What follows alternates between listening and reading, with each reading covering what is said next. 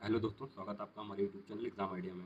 दोस्तों, अगर आप इस चैनल पे पहली बार आ रहे हैं तो चैनल को सब्सक्राइब कर दीजिए। अगर आपको ये वीडियो पसंद आती है तो वीडियो को जरूर लाइक कर दीजिएगा। आज के वीडियो में हम लोग जानेंगे जीडीपी क्या होता है और इसको निकालने की कितनी विधियाँ होती हैं, कितने तरीके होते हैं। और ये जो टॉपिक है, ये लेखपाल एग्जाम या यूपी ट्रिपल एस सी के किसी भी एग्जाम में अगर इकोनॉमी पूछी जाती है तो इसके लिए बहुत इंपॉर्टेंट है। इस टॉपिक से एक या दो क्वेश्चन जरूर एग्जाम में आते हैं। तो आप वीडियो के बाद आप उसको देखें और आपको पसंद आता है तो ये वीडियो को जीडीपी लाइक क्या होता है और उसको कैसे निकाला जाता है। तो दोस्तों, जीडीपी को हिंदी में कहते हैं सकल घरेलू उत्पाद। क्या कहते हैं? सकल घरेलू उत्पाद। अब इसको कैसे निकाला जाता है ये वो देखते हैं। तो पहले वो जान लें जीडीपी होता क्या है। तो दोस्तों, जीडीपी का फुल फॉर्म होता है ग्रॉस डोमेस्टिक प्रोडक्ट। ठीक है। तो इसका मतलब होता है कि वो सभी चीज़ें वे देश के अंदर जो देश के अंदर उत्पादित की जाती हैं उनका आर्थिक मूल्य। मान लीजिए हमारे देश में 100 पार्ले जी का बिस्कुट बनाया जाता है। ठीक है, 100 बनाया जाता है, सिर्फ 100। तो 100 पार्ले जी बिस्किट का मूल्य, मान लीजिए एक पार्ले जी बिस्किट का मूल्य 10 रुपये, यानी 1000 रुपये जो मूल्य हो जाएगा वही देश की जीडीपी हो जाएगी। तो ऐसे ही हमारे देश में जितने सारे प्रोडक्ट यानी उत्पाद हैं उनका उत्पादन जो हो रहा है, साथ में जो सर्विसेज, जैसे मान लीजिए हमारे देश में कोई टीचर है, वह अपनी सर्विस दे रहा है, पढ़ा रहा है। कोई डॉक्टर है, वो अपनी सर्विस दे रहा है। ठीक है, इंजीनियर अपनी सर्विस दे रहा है। तो एक देश के अंदर, ठीक है, एक देश के अंदर जितने भी गुड्स और सर्विसेज हैं उनका जो आर्थिक मूल्य होता है, याद रखिएगा गुड्स और सर्विसेज दोनों, ठीक है, उसी को बोलते हैं जीडीपी। और ये एक और बात याद रखनी है, ये डोमेस्टिक ही है, मतलब हमारे देश के अंदर। अमेरिका में कुछ हो रहा है उससे हमें मतलब नहीं है। ठीक है। अब जीडीपी के अलावा एक और चीज़ होता है जीएनपी। ठीक है, ग्रॉस नेशनल प्रोडक्ट। क्या होता है? Gross national product. ठीक, ये क्या होता है? जैसे आप जीडीपी जानते हैं, पिछले पॉइंट में हमने बताया जीडीपी। ठीक, अब जीडीपी में हम बाहर से जितना भी पैसा आ रहा है अपने देश में वो ऐड कर दें। ठीक है, एब्रॉड से जितना पैसा आ रहा है और हमारे देश से जितना पैसा बाहर जा रहा है उसको माइनस कर दें, तो जो वैल्यू बचेगी वही होती है जीएनपी। जैसे कि मान लीजिए हमारे देश के सिंगर है कैलाश खेर, ये अमेरिका में गाना गाने गए, अमेरिका में गाना गाए, उनको पैसा मिला, वहाँ से ये पैसा लेके भारत आ गए। तो ये जो पैसा मिला उसको हम ऐड कर दिए। पर मान लीजिए राहत फ़तेह अली खान या आतिफ असलम हुए, हमारे देश में आए, इन्होंने गाना वाना गाया, यहाँ से पैसा कमाया और पाकिस्तान चले गए। तो ये जो पैसा यहाँ कमाए वो हमारे देश में जुड़ेगा नहीं, वो हम माइनस कर देंगे। ठीक है, वो पाकिस्तान के जीएनपी में जुड़ेगा। तो जीडीपी में अगर आप जीडीपी में आप बाहर से जो अब्रॉड से इनकमिंग मनी है वो ऐड कर दीजिए और जो आउटगोइंग मनी है वो माइनस कर दीजिए, तो आपको मिल जाएगा ग्रॉस नेशनल प्रोडक्शन या जीएनपी। ठीक है। अब हम लोग देखेंगे इस पॉइंट में कि जीडीपी को कितने विधियों द्वारा निकाला जाता है। तो दोस्तों, इसके 3 तरीके हैं। कितने हैं? 3। आइए देखते हैं एक करके। पहला मेथड है एक्सपेंडिचर मेथड। ठीक है, इसके अंदर क्या है, हम उस सभी पैसों को जोड़ते हैं जो हम खर्च करते हैं। मान लीजिए हमारे देश में जितने लोग हैं, ठीक, इसमें ये एज्यूम किया जाता है कि लोग जो हैं जितना भी पैसा खर्च करते हैं वही एक देश का उत्पादन होगा, जीडीपी होगा। ठीक है, तो इसका फॉर्मूला क्या है वो देखते हैं आगे।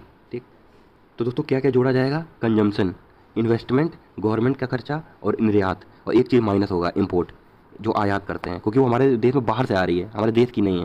ठीक है, तो ये माइनस होगा, ये चारों चीज़ें प्लस होंगी। अब एक एक करके देखते हैं, कंजम्पशन, इन्वेस्टमेंट, गवर्नमेंट स्पेंडिंग या एक्सपोर्ट।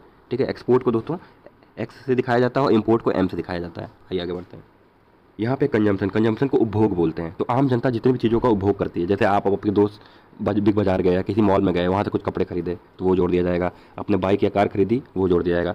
पर एक बात याद रखनी है यहाँ पे, अगर आप सेकेंड हैंड बाइक खरीदते हैं तो उसको नहीं जोड़ा जाएगा। क्यों? क्योंकि जब वो बाइक पहली बार खरीदी गई होगी मान, तो उसी साल वो जोड़ दिया गया होगा जीडीपी में। ठीक है, तो इसलिए सेकंड हैंड बाइक नहीं जोड़ी जाती, सिर्फ ब्रांड न्यू चीज़ें जोड़ी जाती हैं। हाँ, अगर आपने सेकंड हैंड बाइक किसी से खरीदा, ठीक है, और उसने उस पर अपना कमीशन ले लिया कुछ, कि मान लीजिए 20,000 की बाइक है, ठीक, और आपने किसी एजेंट से खरीदा, एजेंट ने 2,000 अपना कमीशन लिया, तो आप सिर्फ एजेंट का कमीशन जीडीपी में जोड़ेंगे, क्योंकि वो आपको सर्विस दे रहा है। ठीक है, एजेंट क्या है? एक सर्विस है, आपके पास आता है, आपका कागज़ तैयार कराता है, ठीक है, बिचौलिया एक तरीके से है, तो अपनी सर्विस दे रहा है, तो उसकी सर्विस जोड़ेंगे। बाइक का मूल्य 20,000 फिर से नहीं जोड़ेगा, क्योंकि बाइक जब पहली बार खरीदी गई होगी तो वह देश की अर्थव्यवस्था में उसका कीमत जुड़ चुका है। अब वो सेकंड हैंड, वो कोई नई चीज़ नहीं है। ठीक है, हाँ, अगर आप नई चीज़ में किसी आप एजेंट से खरीदते हैं, एजेंट अपना कमीशन लेता है कुछ, ठीक है, 1000, 500, 100, 200, तो वो जोड़ा जाएगा। अगर नहीं लेता, बाइक जितने में खरीदा उतने में दे देता है या उससे कम में दे देता है, तो फिर उन चीज़ों को नहीं जोड़ा जाएगा। तो वही एग्जांपल आपके सामने है। मान लीजिए आपने बाइक 10 साल पहले 30,000 में खरीदा, ठीक है, तो उस साल इसको देश के जीडीपी में काउंट हो गया। अब मान लो आप बाइक किसी ऑटो डीलर से खरीद रहे हैं, ठीक है, मान लीजिए उसने कमीशन में 1,000 रुपया लिया, तो इस कमीशन को आप जोड़ेंगे, आप बाइक की कीमत को नहीं जोड़ेंगे। ठीक है, तो ये बात हुआ। अब मान लीजिए जो कमीशन एजेंट है, उसने आपसे 1,000 रुपये लिया कमीशन, इस 1,000 रुपये का उसने जाके अपने घर का बिल भर दिया, तो फिर वो चीज़ 1,000 रुपये फिर जुड़ेगी। ठीक है, ऐसे ऐसे करके जिसमें नई नई चीज़ों का उत्पादन हो रहा है वो उन चीज़ों को जोड़ दिया जाएगा। पर अगर कोई चीज़ सेकंड हैंड इसमें आती है, याद ध्यान रखने बात है, वो नहीं जुड़ती है। आगे बढ़ते हैं।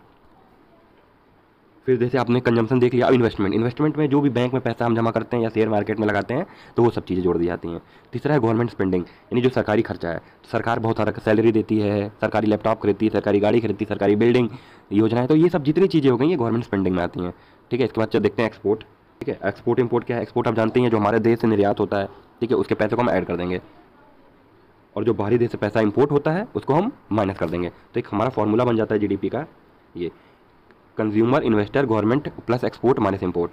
ठीक है, और यानी अगर बुक किताब ही देखना चाहेंगे जो एग्जामों में पूछा जाएगा वो ये है, शॉर्ट फॉर्म में सी प्लस आई प्लस जी एक्स माइनस एम। ठीक है, सी से कंजम्पशन यानी उपभोग, आई से इन्वेस्टमेंट, जी से गवर्नमेंट स्पेंडिंग, एक्स से एक्सपोर्ट, एम से इम्पोर्ट।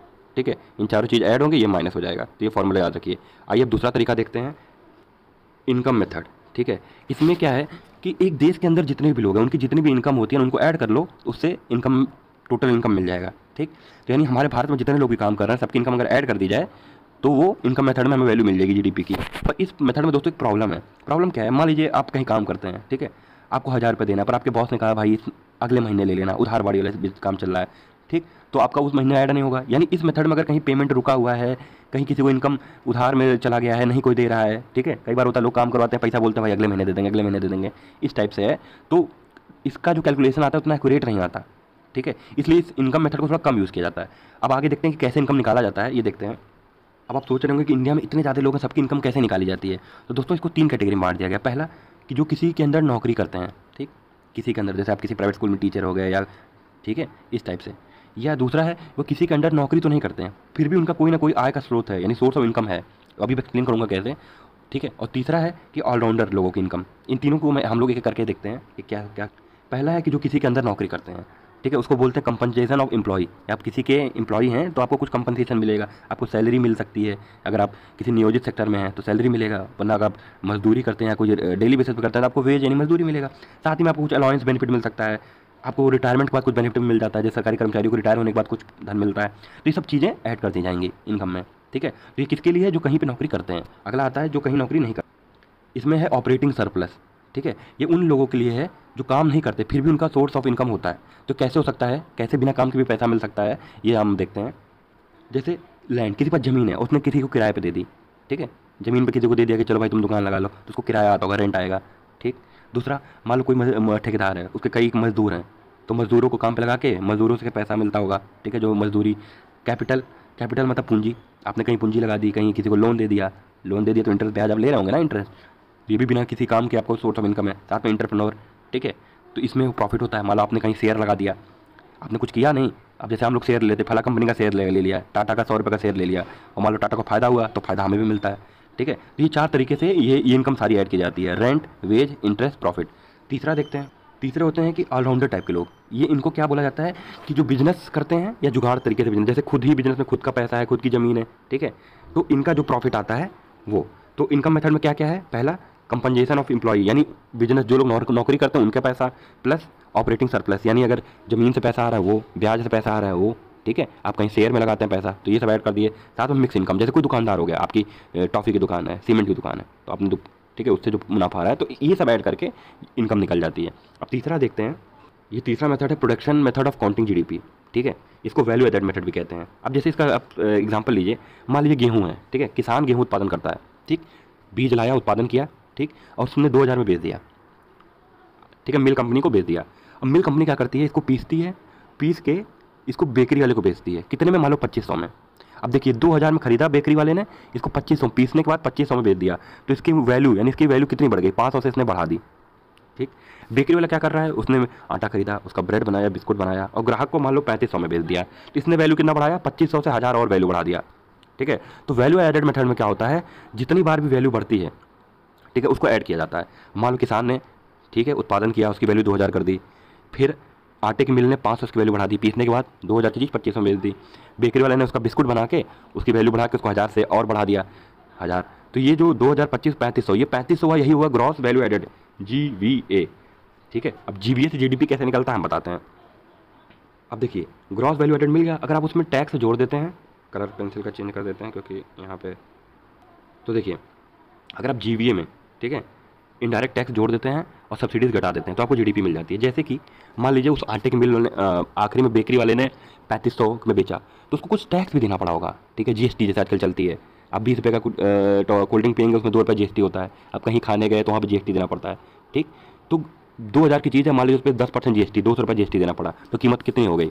2000 का 10% 200 यानी 2200। अब मान लीजिए सब्सिडी सरकार ने कुछ बोला कि चलो 400 रुपये हम देंगे, ठीक है। तो मान लीजिए ऐसा लीजिए 2000 की चीज़ थी, 10% मान लीजिए उस पर जीएसटी लग गया तो यानी 200 ऐड हो गया। अब सरकार ने बोला कि चलिए 400 हम आप कर देंगे, जैसे सिलेंडर्स पे होता है 2000 कीमत होती है, सरकार कुछ देती है। तो ऐसे मान लीजिए इस पर सरकार ने बोला कि 400 हम दे देंगे, तो कीमत कितना पड़ा? 2000 तो उसका वैल्यू था, 200 ऐड वो 2200, 400 घट यानी 1800, यानी हमें कितना देना पड़ा? 1800, ठीक है। किसी भी एग्जाम्पल ले सकते हैं, आप सिलेंडर का एग्जाम्पल ले सकते हैं। चलिए आपको सिलेंडर का आजकल चल रहा है तो सिलेंडर का एग्जाम्पल लेते हैं। मान लीजिए कि 800 का सिलेंडर बना, जब भर के सिलेंडर तैयार होता है तो 800 का होता है। फिर मान लीजिए कुछ उस पर 10% टैक्स लग गया तो 80। तो बाद में गवर्नमेंट बोली कि चलो, गवर्नमेंट बोलती है कि 300 गवर्नमेंट दे देगी, तो इसमें से 300 आप माइनस कर देंगे, तो हमें कितना देना पड़ेगा? आप 880 में से 300 घटाएंगे तो 580। तो यही 580 जो हमें देना पड़ता है वो जीडीपी हो जाता है। ये होता है ग्रॉस वैल्यू एडेड, ठीक है। तो यानी ग्रॉस वैल्यू एडेड में अगर हम, ठीक है, टैक्स ऐड करके सब्सिडी घटा दे तो हमको जीडीपी मिल जाती है।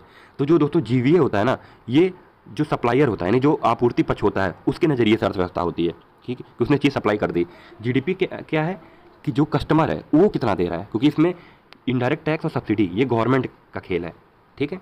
तो ये जो जीवीए है ये प्रोड्यूसर साइड यानी जो आपूर्ति करता है या उत्पादक है, ठीक है, उसके नज़रिए से है। जीडीपी ये कस्टमर के नज़रिए से है, ठीक है। और बीच में ये जो आता है ये गवर्नमेंट का खेल है। गवर्नमेंट टैक्स सब, मान लीजिए गवर्नमेंट टैक्स 0 कर देती है और सब्सिडी भी 0 कर देती है, तो जीवीए ही जीडीपी हो जाएगा। या फॉर्मूला में देख पा रहे होंगे, ठीक है। तो आजकल बैंक क्या करता है, पहले जीवीए यूज़ होता था, पर आजकल 2018 से आरबीआई जीडीपी को ज़्यादा फोकस करती है, जीडीपी के नज़रिए को। जीडीपी कस्टमर साइड दिखाता है। तो दोस्तों आज का हमारा टॉपिक यहीं समाप्त हुआ, ठीक है। ये रहे, अगर आपको इस लेक्चर की पीडीएफ चाहिए तो इसका लिंक, जो हमारे टेलीग्राम चैनल का लिंक हमारे डिस्क्रिप्शन बॉक्स में दिया है, उससे ज्वाइन होकर वहाँ पे इसका पीडीएफ ले सकते हैं। और अगले लेक्चर में हम क्या देखेंगे, आपने कहीं कहीं देखा होगा कि जीडीपी मार्केट प्राइस लिखा रहता है और जीडीपी एट फैक्टर कॉस्ट लिखा रहता है। मान लीजिए जीडीपी एमपी यानी मार्केट प्राइस पे, जीडीपी